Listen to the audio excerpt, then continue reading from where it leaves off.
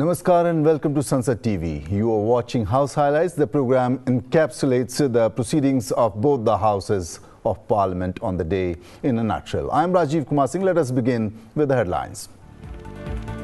Discussion on the Union Budget 2024-25 continues for the third consecutive day in both houses of Parliament. NDA members call it a budget for the welfare of all. Does not promote federalism, says opposition. Both houses also discuss budget for the Union Territory of Jammu and Kashmir. The government is taking continuous steps to make farming a profitable business. Statement of the Minister of Agriculture and Farmers' Welfare in the Rajya Sabha said the appropriate steps will be taken after the report of the MSP-related committee is received. Obstruction from the opposition. On Vijay Diwas, both houses of Parliament paid tribute to martyrs of the Kargil War.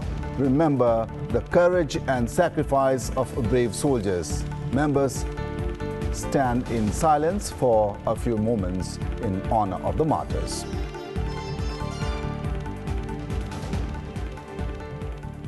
Now, news from the lower house.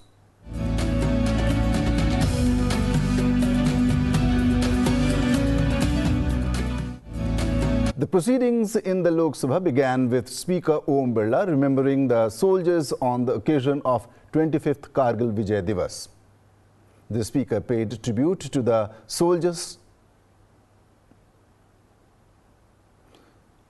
on behalf of the House for the indomitable courage they displayed during the Kargil War. Hundreds of Indian soldiers laid their lives to safeguard our motherland from Pakistani intruders on the heights of Kargil, Dras and Batalik in the summer of 1999. The House kept a minute of silence in the memory of the brave hearts.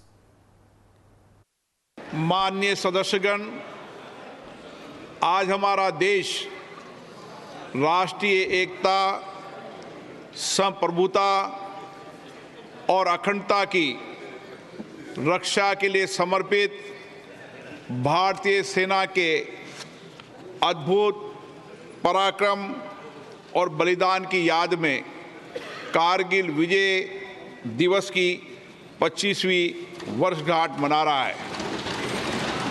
Kargil युद्ध के दौरान हमारे वीर सैनिकों ने कठिन भौगोलिक बाधाओं, प्रतिकूल मौसम के बावजूद अदम्य साहस और असाधारण वीरता का परिचय देते हुए विजय श्री प्राप्त की है। इस अवसर पर ये सभा अपने वीर सैनिकों को नमन करती है और उन शहीदों के प्रति अपनी कृतज्ञता प्रकट करती है जिन्होंने राष्ट्र की सुरक्षा हेतु अपना सर्वस्व बलिदान कर दिया। ये सभा उन शहीदों के परिजनों के प्रति भी अपनी गहरी संवेदना व्यक्त करती है। ये सभा उन वीर सैनिकों के प्रति अपनी श्रद्धांजलि अर्पित करती है जो हमारे राष्ट्र की एकता और अखंडता को अक्षुण्ण बनाए रखने के लिए इस युद्ध में वीर गति को प्राप्त हुए थे। अब ये सभा उन सभी वीर सैनिकों की याद में कुछ देर मौन रहेगी।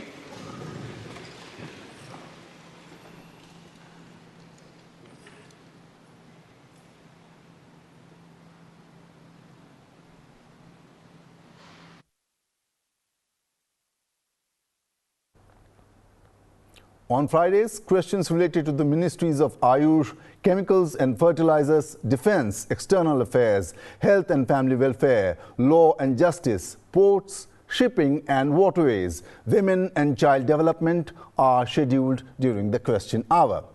Questions related to Integrated Child Protection Services Scheme, related to the Ministry of Women and Child Development, Revamped Pharmaceuticals Technology Upgradation Assistance Scheme related to the Ministry of Chemicals and Fertilizers, Indian Community Welfare Fund related to the Ministry of External Affairs, affordable prices of cancer drugs related to the Ministry of Chemicals and Fertilizers, and inadequate medical infrastructure related to the Ministry of Health and Family Welfare were asked in the House during the question hour. After the question hour, important papers were laid on the table of the Lok Sabha. Papers laid concerned the Ministry of Law and Justice, Ministry of Ayush and Ministry of Health and Family Welfare. Following the laying of important papers, statement by Minister of State in the Ministry of Parliament Affairs Arjun Ram Meghwal regarding a government business for the week commencing the 29th July 2024 was made. All along this, the opposition continued sloganeering and the House had to be adjourned till 20:30 p.m. When the House reassembled, motions regarding constitution of the Joint Committee on Offices of Profit was brought and passed by voice vote. Later, Health Minister Jagat Prasad Nadda brought motion for election to the All India Institute of Medical Sciences at Avantipora, Bathinda, Bhopal, Kalyani, Nagpur, New Delhi, Raebareli, Rewari and Rajkot, followed by motion for election of 2 members of Lok Sabha to the Jawaharlal Institute of Postgraduate Medical Education and Research, Puducherry. Motion was also brought for election to the Postgraduate Institute of Medical Education and Research, Chandigarh, and motion for election of 2 members to the Council of National Institute of Pharmaceutical Education and Research. All these motions were passed by a voice vote. Later, Jagdambika Pal, who was in the chair, informed that 0 hour would not be taken.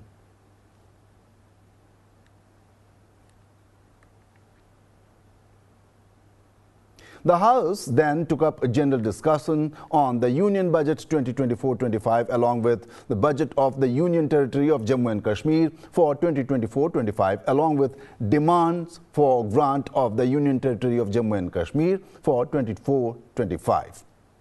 Member from Jammu, Jugal Kishore Sharma, mentioned about the growth of tourism in Jammu and Kashmir after the abrogation of Article 370. Minister of Panchayati Raj, Fisheries, Animal Husbandry and Dairying, Lalan Singh, called on the opposition to accept the reality that Narendra Modi is the Prime Minister for the 3rd consecutive term.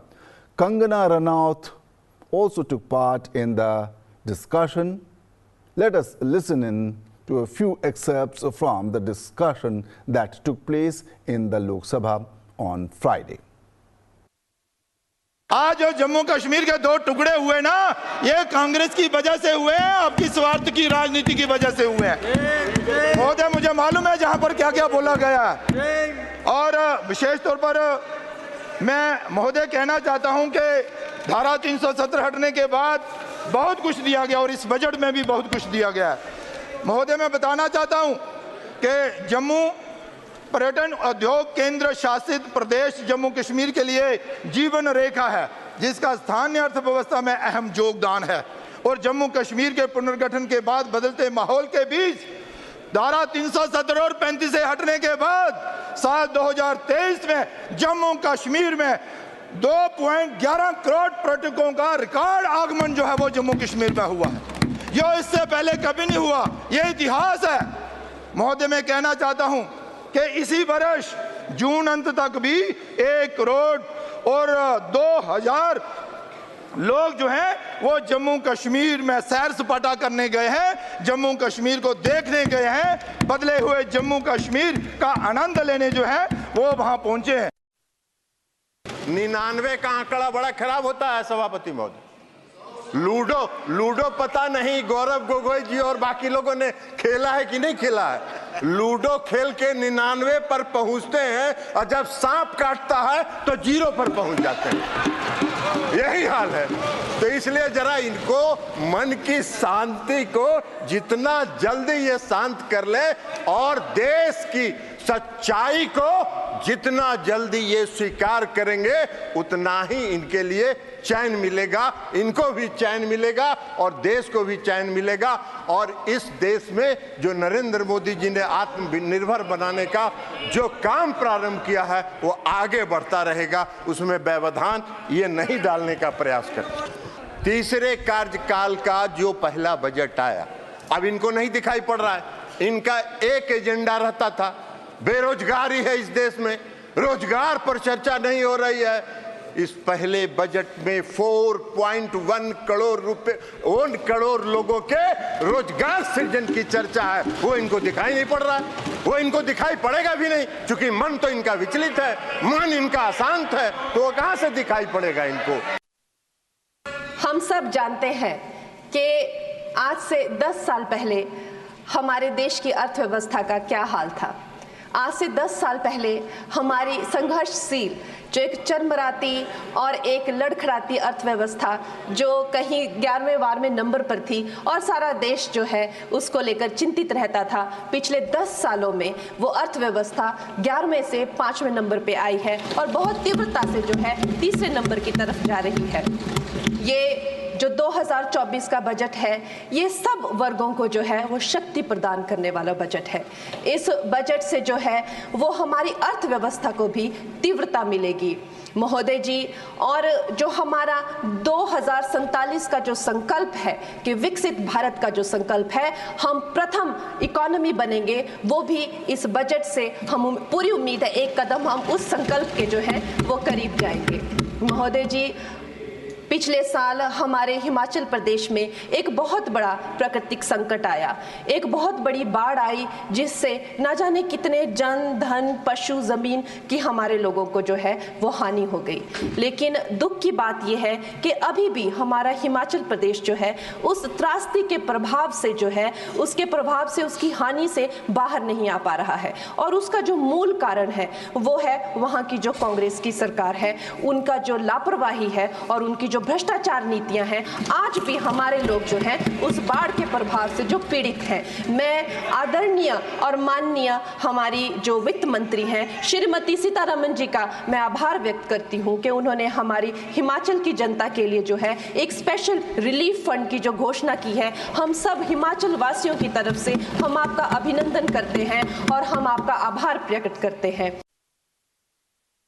जलवायु परिवर्तन का पूरे विश्व भर में असर पड़ा है और ख़ास करके खेती पर इसका बेहद असर पड़ा है। पहली बार हमारी सरकार ने उत्पादकता बढ़ाने के लिए और जलवायु के अनुकूल किस्मों के विकास के लिए कृषि अनुसंधान व्यवस्था का व्यापक समीक्षा करने की बात कही है। सभापति महोदय, मैं जिस क्षेत्र से आता हूं, मेरा जो संसदीय क्षेत्र पलामू है, इस बात की महत्ता को शायद और कोई उतना नहीं समझे जितना मुझे समझने का अवसर मिला है।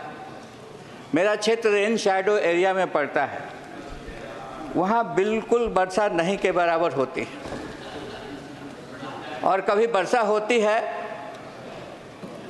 तो इतनी ज़्यादा हो जाती है कि फसल को उगाना मुश्किल हो जाता है। ये जलवायु परिवर्तन का ही लक्षण है, जलवायु परिवर्तन का ही प्रभाव है।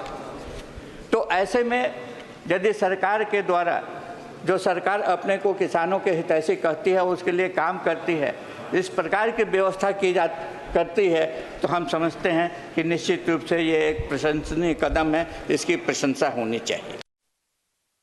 पश्चिम बंगाल से मैं आता हूँ, ये रविंद्रनाथ का बंगाल से आता हूँ, नेताजी सुभाष चंद्र बोस बंगाल से आता हूँ। हम लोग भी सोचते हैं जो बंगाल के लिए डेवलपमेंट, हम प्रधानमंत्री को धन्यवाद देना चाहता हूँ। ये पहली बार देश का कोई प्रधानमंत्री और अर्थमंत्री सोचा है पूर्वोदय योजना जो बांग्ला, बिहार, उड़ीसा, आसाम सबको डेवलप करने के लिए आज पूर्वोदय योजना को लागू किया है।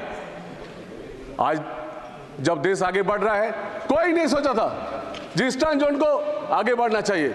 वो ईस्टर्न जोन तो हर टाइम आगे बढ़ते हैं, लेकिन ईस्टर्न जोन आगे नहीं बढ़ते। लेकिन इस बार बिहार इस बार झारखंड, पश्चिम बंगाल आज बहुत आगे बढ़ रहा है प्रधानमंत्री जी और अर्थमंत्री जी की कृपा से। Now let us take a look on what took place in the upper house on Friday.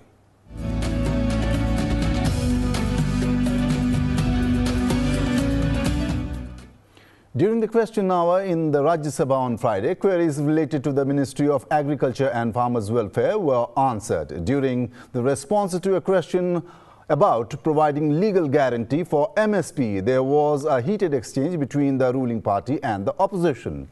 During the question hour, in response to a supplementary question, Agriculture and Farmers' Welfare Minister Shivraj Singh Chauhan informed the Rajya Sabha that the report on providing minimum support price for crops is yet to arrive. Steps in this direction will be taken once the report is received by the government. However, in the meantime, the government is continuously taking steps to make agriculture a profitable business. The opposition members, led by Congress, were not satisfied with the answer and started sloganeering. This led to a heated exchange between the ruling party and the opposition, causing disruption in the proceedings of the House. उत्पादन का ठीक दाम देना, प्राकृतिक आपदा हो तो नुकसान की भरपाई करना, कृषि का विविधीकरण और प्राकृतिक खेती। अब इसमें उचित दाम देने के लिए माननीय सभापति महोदय, समिति की रिपोर्ट आएगी तब हम कार्रवाई करेंगे, लेकिन तब तक हम चुप नहीं बैठे। 1,68,000 करोड़ रुपया फर्टिलाइजर पर सब्सिडी ये सरकार दे रही है, तो एक नहीं ऐसे अनेकों कदम। माननीय सभापति महोदय, इसलिए मेरा निवेदन है कि ये सरकार किसानों की सरकार है, किसानों के हित में हम फैसला लगातार कर रहे हैं, और भी विचार आवश्यक है, उस पर सरकार प्रधानमंत्री नरेंद्र मोदी जी के नेतृत्व में गंभीर है और उचित कदम समिति की रिपोर्ट आने के बाद उस पर हम विचार करेंगे। Chairman Jagdeep Dhankar appealed to both the sides to exercise restraint and allow the proceedings of the House to continue smoothly. He repeatedly warned Congress MP Randeep Surjewala. Later, the chairman named Randeep Surjewala for creating disruptions in the House and directed him to leave the House. The chairman stated that Randeep Surjewala was not allowing a discussion on the interests of farmers in the House and was causing disruptions. चर्चा नहीं करने दे रहे आप, किसान की चर्चा नहीं करने दे रहे, क्या कर रहे हैं? Nothing will go on record. आप किसान का अनादर कर रहे हैं, आप राजनीति कर रहे हैं, ये मैं कह रहा हूं आपको, मैं आंखों से देख रहा हूं। मंत्री जी ईमानदारी से, पारदर्शिता से, लगन से अपनी बात कर रहे हैं। पहली बार एक मंत्री ने आकर किसान के हित की बात की है, दिल से किसान की बात की है, किसान की पीड़ा को समझा है ना। प्लीज बैठ जाइए। Randeep Surjewala is hereby named. He is requested to withdraw from the House. Please, nothing will go on record. Nothing will go on record. Randeep Surjewala is named and he will need to withdraw. In the Rajya Sabha, the chairman informed that he had received notices under Rule 267 regarding various issues, including corruption in the Maharshi Valmiki Tribal Development Corporation in Karnataka. The chairman said these notices were rejected as they did not conform to the provisions. Following this, BJP's Erana Kadari objected to the rejection of his notice and stated waiving papers. The chairman then said that this was not in accordance with the dignity of the House. Later, during 0 hour, when Erana Kadari was allowed to speak on the issue, many members of the opposition, including Congress, began to obstruct the proceedings.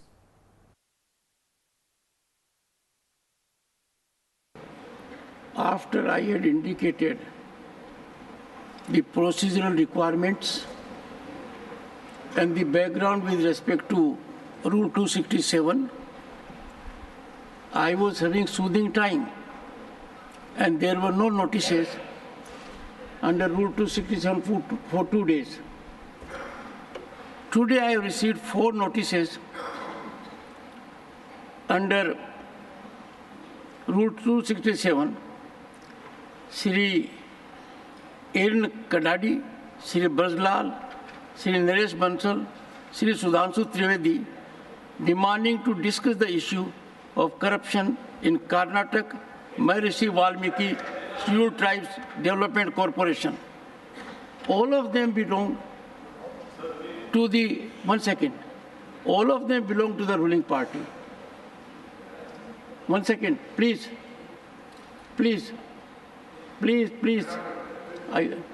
All these 267 notices are from the ruling party. Sir, these notices ignore, one second, take your seat. These notices ignore my directives which were explicit. There may be issues of great import. Many have been raised under Rule 267 earlier. I declined all of them. One second, sir. I will not allow anyone to speak on 267. Please. And no issue which is otherwise of great urgency and contemporary relevance calls for invocation of Rule 267. This invocation, notwithstanding your feelings on the issue, does not come up to the requirement of Rule 267. The Rajya Sabha too discussed the Union Budget 2024-25 for the third consecutive day. Along with the Union Budget, the budget for the Union Territory of Jammu and Kashmir was also discussed. Members from various parties participated in the discussion, sharing their thoughts and suggestions with the House. The ruling party described the budget as the people's budget. देश की वजीरे खजाना finance वजीर निर्मला सीतारमण जी को मुबारकबाद दूंगा कि उन्होंने जो बजट पेश किया है वो प्रो पीपल है, वो किसानों के हित में है, वो इंडस्ट्रीज के हित में है, वो वातावरण के हित में है, वो नौजवान के हित में है, वो मजदूर के हित में है। कोई तबका उन्होंने ऐसा नहीं छोड़ा है। कोरोना महामारी के कारण हमारी सरकार को सिर्फ 8 साल काम करने का पूरी तरीके से मौका मिला है, लेकिन इस दौरान भी देश की अर्थव्यवस्था को नई ऊंचाइयों तक ले जाने का काम किया गया है। महामारी के दौरान हमारी अर्थव्यवस्था कई विकसित देशों से भी ज्यादा स्थिर थी। हमने 10 साल में 20 सालों का विकास किया जाए, देखा जाए तो ये डबल ग्रोथ का काम है। हमारी सरकार का लक्ष्य स्पष्ट है, इंक्लूसिव ग्रोथ के साथ साथ भारत को $5 ट्रिलियन की अर्थव्यवस्था बनाना। भारत की अर्थव्यवस्था अभी $3.1 ट्रिलियन की है। आजादी के बाद से भारत को $1 ट्रिलियन की अर्थव्यवस्था बनाने में 60 साल लगे थे।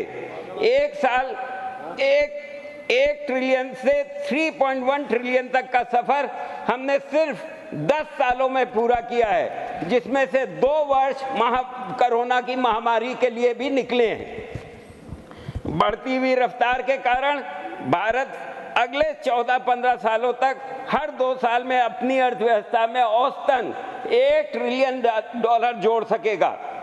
Centre of economics and business research की रिपोर्ट के अनुसार भारत 2035 तक $10 ट्रिलियन की अर्थव्यवस्था बनके आगे आएगा। हमारी जो सरकार माननीय प्रधानमंत्री मोदी जी के नेतृत्व में है, वित्त मंत्री जी ने लगातार किस प्रकार से वित्तीय अनुशासन का पालन किया जाए, हमारे फिस्कल डिसिप्लिन है उसको कायम करते हुए खर्चा भी किया जाए, लोगों को जो आम जनमानस है उनको मदद भी किया जाए, विकास भी किया जाए, इंफ्रास्ट्रक्चर भी क्रिएट किया जाए और उसको ध्यान में रखते हुए इसके लिए फाइनेंशियल डिसिप्लिन को पूरे के तरीके से उन्होंने मैनेज किया है। माननीय जो कैपिटल एक्सपेंडिचर हमारा 11,11,000 करोड़ का, ये कोई छोटी सामान्य बात नहीं है। यूपीए के समय में 2-2.5 लाख करोड़ भी नहीं होता था। अगर 11,000 करोड़ रुपए कैपिटल एक्सपेंडिचर हो रहे हैं, उसी का नतीजा है कि चारों ओर सड़कों का जाल फैल रहा है। कहीं भी अगर यहाँ से चले जाए, मेरठ चले जाइए 40 मिनट, जयपुर चले जाइए 2.5 घंटे में, देश के कोने में कहीं भी एक दूसरे स्थान पे जाइए जहाँ 4 घंटे 5 घंटे लगते थे, अब तुरंत आप वहाँ पहुँच जाएंगे। वह समय की दूरी इतनी कम हो गई है कि लोगों को जाने में सुविधा मिलती है। और इसी का नतीजा है कि आज एयरपोर्ट भी हमारे डबल हो गए। इसी का नतीजा है, हमारे रेल मंत्री जी बैठे हैं, किस प्रकार से वंदे भारत ट्रेन चल रही है, अलग अलग हाई स्पीड ट्रेन चल रही है। रेलवे की जो हमारे ट्रैक है उसमें 3 गुना तेजी से उस पर रफ्तार पे काम हो रहा है। अनेकों जो इंफ्रास्ट्रक्चर क्रिएट हो रहे हैं, वह उसकी देन यही है कि मोदी जी की प्राथमिकता है कि इंफ्रास्ट्रक्चर पे, कैपिटल एक्सपेंडिचर पे खूब पैसा खर्च करो। और जब कैपिटल एक्सपेंडिचर पे पैसा खर्च करते हैं, इंफ्रास्ट्रक्चर पे क्रिएट करते हैं, तो पैसे का सर्कुलेशन भी एक बार नहीं करीब 3 बार होता है। इसी के कारण हमारी इकोनॉमी भी बढ़ रही है। On the commencement of the Rajya Sabha, Chairman Jagdeep Dhankar informed the House on Friday that the nation is grateful for the indomitable courage and valor displayed by the Indian Armed Forces as the country remembers those soldiers on the 25th anniversary of Kargil Vijay Divas. The Rajya Sabha observed a moment of silence in memory of the soldiers who lost their lives during the war. Let us hear the Rajya Sabha chairman on this occasion. The grateful nation is celebrating the 25th anniversary of Kargil Vijay Divas, cherishing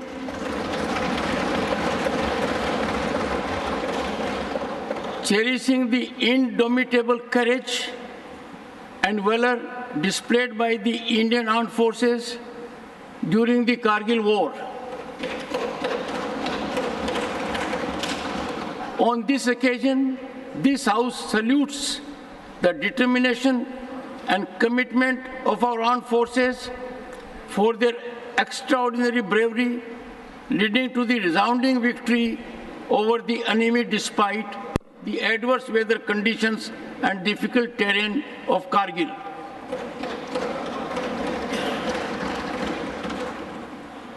This House pays homage to the brave soldiers who laid down their lives in defending our country during the Kargil War and preserving the territorial integrity of the nation. I would request honorable members to rise and observe silence in honor of our brave soldiers who laid down their lives in the war.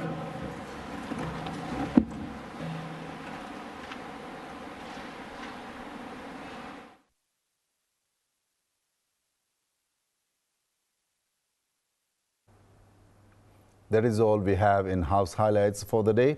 For more updates on parliamentary proceedings, keep watching Sunset Television. Goodbye.